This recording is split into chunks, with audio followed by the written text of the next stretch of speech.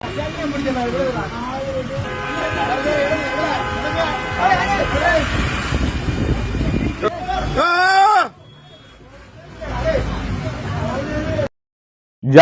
நகர் பகுதியில் மது போதையில் ஒருவர் பேருந்தில் ஏற முற்படுகின்றார். அப்போது அதிலே ஒரு பரபரப்பு நிலை ஒன்று ஏற்பட்டது. அதன் தொடர்ச்சியாக அவர் பேருந்தின் சில்லுக்குள் சிக்க பார்த்தார். ஒருவேளையாக காணொளி பதிவு செய்தவரோ அல்லது அதற்கு அருகில் இருந்தாரோ சொல்லுகின்றார்கள் அவர் சில்லுக்குள் சிக்க பார்க்கின்றார் என்று. அப்போது அவரை இழுத்துவிட்டு அந்த பேருந்து நகர்ந்து கொண்டு செல்கின்றது.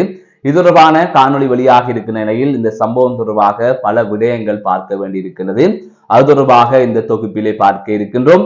மற்றொரு செய்தியாக அனைவருமே நீண்ட நாட்களாக எதிர்பார்த்த ஒரு செய்தி அல்லது எதிர்பார்த்த ஒரு விடயம், அனைவரும் என்று சொல்ல முடியாது, அனைவரும் எதிர்பார்த்தார்கள், ஆனால் ஒரு சிலர் வாங்குவதற்கு முயற்சி செய்தார்கள். அப்படியான ஒரு செய்தி தான் தற்போது வெளிவந்திருக்கின்றது. அதாவது கார்கள் வந்து இறங்கி இருக்கின்றது. அடுத்த வாரம் அளவில் அது விற்பனைக்கு வரும் என்று கூறப்பட்டிருக்கிறது. அதன் விலை தொடர்பாக தற்பொழுது தகவல்கள் வெளியாக இருக்கின்றது. அதாவது தற்போதுதான் இதுதான் விலை என்ற அடிப்படையிலே உறுதியான தகவல்கள் வெளியாக இருக்கின்றது. இவை தொடர்பாக இந்த செய்தி தொகுப்பிலே பார்க்க இருக்கின்றோம். அதற்கு முதல் JK ரிப்போர்ட் எனப்படுகின்ற இந்த யூடியூப் சேனலை சப்ஸ்கிரைப் செய்து கொள்ளுங்கள். தொடர்ந்து அருகில் இருக்கின்ற பெல் பட்டினை கிளிக் செய்வதன் ஊடாக நான் போடுகின்ற ஒவ்வொரு காணொளிகளும் நோட்டிபிகேஷனாக உங்களை வந்தடையும். நீங்கள் உடனுக்குடன் பார்க்கக்கூடிய வகையிலே இருக்கும்.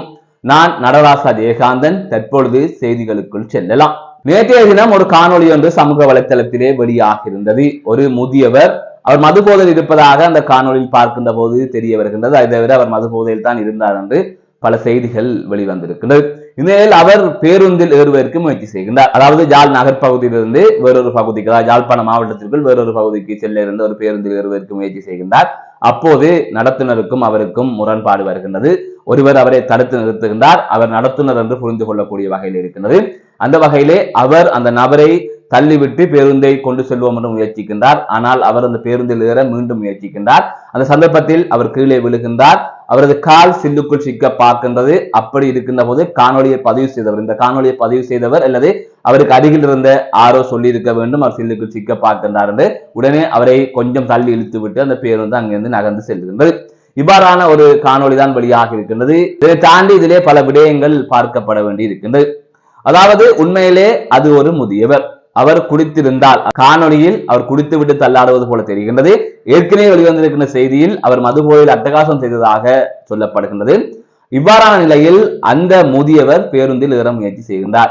அப்படி அவர் ஏற முயற்சி செய்கின்ற போது அவரை அழைத்து அருகிலே எங்கேயாவது இடத்தில் முதலாவது விட்டிருக்க வேண்டும். இல்லைன்னு சொன்னால் அவரை கொஞ்ச நேரம் மறித்து வைத்துக் கொண்டு அதிலே போக்குவரத்து கடமையில் ஈடுபடுகின்ற போலீசார் இருக்கின்றார்கள், அவர்களை அழைத்து அவரிடம் அந்த முதியவரை ஒப்படைத்திருக்க வேண்டும். இதில் எதையாவது ஒன்றை அவர்கள் செய்திருந்தால் அது மனிதாபிமானமான ஒரு அடிப்படையான செயல் என்று கூறியிருக்கலாம். அதை தவிர அவரை காணொலி பதிவு செய்திருக்கின்றார். ஒருவர் முகத்தை மறைத்து கூட போடவில்லை, அப்படியே போட்டிருக்கின்றார். ஆகவே அவருக்கு ஒரு குடும்பம் இருக்கும், அவருடைய பிள்ளைகள் ஒரு நல்ல உத்தியோகத்தில் இருக்கலாம், அல்லது சாதாரணமாக இருந்தால் கூட ஒரு கௌரவமான ஒரு குடும்பத்திற்கு இதை பார்க்கின்ற போது என்ன இப்படி நடந்து போச்சு அல்லது பலர் கேட்கின்ற போது ஒரு சங்கடத்தை ஏற்படுத்தும். ஆகவே அதை தவிர்த்திருக்கலாம். இதனை தாண்டி அவர் குடித்து விட்டார், குழப்படி செய்கின்றார் என்பதற்காக அவரை இவ்வாறு இழுத்து அங்கால் போடுவதும் அவரை காணொலி எடுத்து வெளியிடுவதும் எந்த வகையான செயற்பாடு என்று நான் கேட்கின்றேன். அதாவது நீங்கள் யோசியுங்கள், அதே இடத்தில் உங்கள் தந்தை இருந்திருந்தால் நீங்கள் என்ன செய்திருப்பீர்கள்? இதே போல செய்திருப்பீர்களா? இன்று இலங்கையில் பெரும்பாலான ஆண்கள் குடிக்கின்றார்கள். பலர் இவ்வாறு தள்ளாடி கொண்டுதான் இருக்கின்றார்கள் வீதிகளிலே. அப்படி இருக்கின்ற போது அவரை நீங்கள் இவ்வாறு நடத்திய விதம் சரியா என்ற ஒரு கேள்வி இருக்கின்றது. அதை தவிர இதிலேயே முக்கியமான ஒரு விடயத்தை நான் சொல்லிக் கொள்கின்றேன். அவர் செய்தது முதலாவது புலை, அது சரியென்று சொல்லி நான் நிலத்தையும் கலைக்க வரவில்லை. உண்மையிலே மது அருந்திவிட்டு பொது போக்குவரத்தை பயன்படுத்த முடியாது. அது ஏனைய பயணிகளுக்கும் அசௌகரியத்தை ஏற்படுத்தும். அங்கு பெண்கள் வருவார்கள், கர்ப்பிணிகள் வருவார்கள், குழந்தைகளுடன் பெண்கள் வருவார்கள். இப்படி இருக்கின்ற போது அது அவர்களுக்கு அசௌகரியத்தை ஏற்படுத்தும். இவர் செய்கின்ற சில வேலைகளால் அது மற்றவர்களுக்கு ஆபத்தாக கூட மாறும்.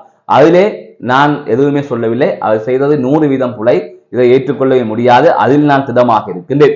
ஆனால் அதனை தாண்டி அவர் அப்படியா நிலையில் இருக்கின்றார், அப்படி செய்து விட்டார். ஆனால் அதை கையாளுகின்ற விதம் என்கின்ற ஒன்று இருக்கில்ல, அவர் மனிதாபிமான அடிப்படையில கையாளுகின்ற விதம் என்ற ஒன்று இருக்கின்ற இந்த விடயம் இதிலே சரியாக இல்லை என்றுதான் நான் கூறுகின்றேன். இப்ப நீங்கள் இதிலே 1000 கருத்துக்களை கூறலாம். நீ ஏன் அப்படி கதைக்கின்றாய், அவர் குடித்து விட்டு வந்தால் ஆறு வரை சொன்னது, வந்தால் இப்படித்தான் இழுத்து போடுவேன் நீங்க சொல்லலாம். ஆனால் இதே இடத்தில் உங்களையோ உங்கள் குடும்ப உறுப்பினர்களையோ நீங்கள் வைத்து பாருங்கள். இதை விட எவ்வளவோ புலை செய்தவர்கள் எல்லாம் எப்படியோ தெரிகின்றார்கள். அப்படி இருக்கின்ற போது அவர் குடித்து விட்டு வந்திருக்கின்றார். அவர் செய்த புலியாக இருந்தாலும் அதை கையாளுகின்ற விதம் இருக்கின்றது. அந்த நபரை கொஞ்சம் பக்குவமாக கையாண்டு இருக்கலாம் என்பதுதான் எனது கருத்து. ஏனென்று சொன்னால் இது நாளை சமூகத்தில் ஏனையவர்களுக்கும் நடக்கலாம். அனைவருமே காணொலியாக பதிவு செய்வதில் தான் குறியாக இருக்கின்றார்கள். அது ஒரு பைத்தியமாக கூட மாறிவிட்டது. மற்றொரு செய்தியாக வாகனங்களின் விற்பனை தொடர்பாக ஒரு செய்தி வந்திருக்கின்றது. அதாவது நேற்றைய தினம் 2ஆம் கட்ட தொகுதி வாகனங்கள் இறக்குமதி செய்யப்பட்டிருந்தது. அந்த வகையில் கம்பாந்தோட்டை துறைமுகத்திற்கு நேற்றைய தினம் இவ்வாறு வாகனங்கள் வந்தடைந்திருந்தது. அந்த வகையில் ஜப்பானிலிருந்து 196 வாகனங்கள் இவ்வாறு கொண்டு வரப்பட்டதாக தெரிவிக்கப்பட்டிருக்கின்றது. அதிலே பெகனார், அல்டோ, பெசல் உள்ளிட்ட கார்கள் அடங்குவதாக கூறப்படுகின்றது. இந்த நிலையில்தான் இது தொடர்பான தகவல் தற்பொழுது வெளிவந்திருக்கின்றது. வாகன இறக்குமதியாளர் சங்கத்தின் தலைவர் இது தொடர்பாக தெரிவித்திருக்கின்றார். அடுத்த வாரம் அளவில் இது விற்பனைக்கு வரும் என்று கூறப்பட்டிருக்கிறது. ஆகவே அடுத்த வாரம் இந்த கார்களை நீங்கள் பெறக்கூடிய வகையிலே இருக்கும். அப்படி என்று சொன்னால் இதன் விலை என்ன என்கின்ற ஒரு கேள்வி இருக்கும். அந்த வகையில் பெகனார் கார் ஏற்கனவே கூறப்பட்டது போலதான், ஆனால் அதனை தான் மீண்டும் உறுதிப்படுத்தி இருக்கிறார்கள். 65 லட்சத்திலிருந்து 75 லட்சம் வரை விற்பனை செய்யப்படும் என்று கூறப்பட்டிருக்கிறது. பெசல் கார் 1,63 லட்சத்திலிருந்து 2 கோடி வரை விற்பனை செய்யப்படும் என்று தெரிவிக்கப்பட்டிருக்கின்றது. இது தொடர்பான தகவல்கள் தற்பொழுது வெளியிடப்பட்டிருக்கின்றது. 5 வருடத்திற்கு பிறகு இப்போதுதான் வாகனங்கள் இறக்குமதி செய்யப்படுகின்றது. அதிலே பலர் இந்த வாகனங்களை வாங்குவதற்கு ஆவலாக இருந்தார்கள். சிலர் இப்போது வாங்குவார்கள், ஆனால் சிலர் அந்த முடிவை கைவிடுகின்றார்கள். காரணம் என்னவென்று சொன்னால், ஆரம்பத்தில் வாகனங்களின் விலை குறைவாக இருந்தது. அதாவது 5 வருடங்களுக்கு முன்னர் வாகனங்களின் விலை குறைவாகத்தான் இருந்தது. அதுக்கு பிறகாக வாகன இறக்குமதிக்கான தடை விதிக்கப்பட்டிருந்தது. இந்த தடை விதிக்கப்பட்ட காலத்திற்கு பின்னர் பழைய வாகனங்கள் அதிகூடிய விலைக்கு விற்கப்பட்டிருந்தது. அதாவது பெகனார் கார் 80-85 லட்சம் வரை போனது. அதே போல பல கார்கள் அதிகூடிய விலைக்கு விற்கப்பட்டது. அதுவும் பாவித்த கார்கள் 10 வருடத்திற்கு முற்பட்ட கார்கள் இவ்வாறு அதிக விலைக்கு போனது. ஆனால் இப்போது வந்திருக்கின்ற பெகனார் கார் என்பது 65 லட்சத்திலிருந்து 75 லட்சத்துக்கு விற்பனை செய்யப்படுவது என்பது உண்மையிலே லாபம் தான். ஏனென்றால் ஏற்கனவே பாவித்து பட்டையடிக்கப்பட்ட 2010ஆம் ஆண்டு வந்த கார்கள் எல்லாம் 70-80 லட்சம் விற்கப்பட்ட போது இப்போது புதிதாக வருகின்ற கார் இந்த விலைக்கு விற்கப்படுவது என்பது லாபம் தான். ஆனால் முன்பிருந்த விலைக்கு வந்ததா என்று கேட்டால் நிச்சயமாக இல்லை. முன்பெல்லாம் இதன் பாதி விலைக்குத்தான் பெகனார் கார் வாங்கக்கூடிய வகையில் இருந்தது. அவ்வளவு குறைவாகத்தான் வந்தது. ஆனால் இன்று கார், மோட்டார் சைக்கிள் உள்ளிட்ட அனைத்து வாகனங்களின் விலையும் டபுள் மடங்காக ஆகியிருக்கின்றது. ஆகையால் இந்த வாகனங்கள் இறக்குமதி செய்யப்பட்டால் பெருமளவில் குறையும், பழைய விலைக்கு இதெல்லாம் வரும் என்று எதிர்பார்த்திருந்தார்கள். ஆனால் அப்படி எதுவுமே நடக்கவில்லை.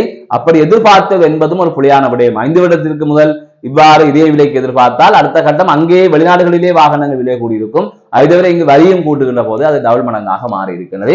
எனவே இதுதான் தற்பொழுது வந்திருக்கின்ற விலைகள். இனி குறைவடைவதற்கான வாய்ப்புகள் இல்லை. மிஞ்சி மிஞ்சி போனால் ஒரு 2 லட்சம் 3 லட்சம் குறைவடையும். என்றால் கேள்விகள் குறைகின்ற போது இவ்வாறு விலைகள் குறைக்கப்படும். அப்படி இருக்கின்ற போதுதான் தற்பொழுது இது தொடர்பான தகவல் வெளியிடப்பட்டிருக்கின்றது. நானும் தான் வாகனம் ஒன்று வாங்குவோம் என்று நினைத்தேன், வந்தால் வாங்குவோம் என்று நினைத்தேன்.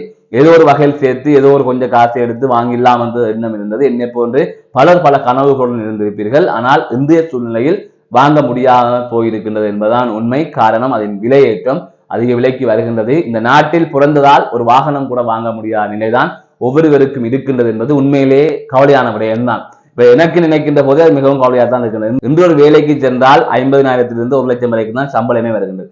இதிலே மிச்சப்படுத்தி கார் வாங்குவதென்றால் எத்தனை வருடத்திற்கு சேர்த்து வைக்க வேண்டும்? அதுவும் இப்போது சேர்த்து வைக்க ஆரம்பித்தால் சேர்க்க விலை கூடிக்கொண்டே போகும். 10 வருடத்துக்கு அந்த காசை சேர்த்துலாம் என்றால் இன்று 65 லட்சத்திலிருந்து 75 லட்சம் வரை விற்பனை ஆகின்ற பெகனார் கார் 1 கோடியிலிருந்து 1.5 கோடி வரை விற்பனை ஆகும். ஆகவே இதை எப்போதுமே வாங்க முடியாது என்கின்ற ஒரு நிலை இருக்கின்றது. வெளிநாட்டு உதவி அல்லது இங்கு ஏதாவது ஒரு தொழில்களை செய்து வேறு ஏதாவது வணிகத்தை செய்து முன்னேறினாலே வழிய மற்றும்படி ஒரு வேலையை செய்து வாங்க முடியாது என்கின்ற நிலை தற்பொழுது இருக்கின்றது என்பது யதார்த்தமான உண்மை.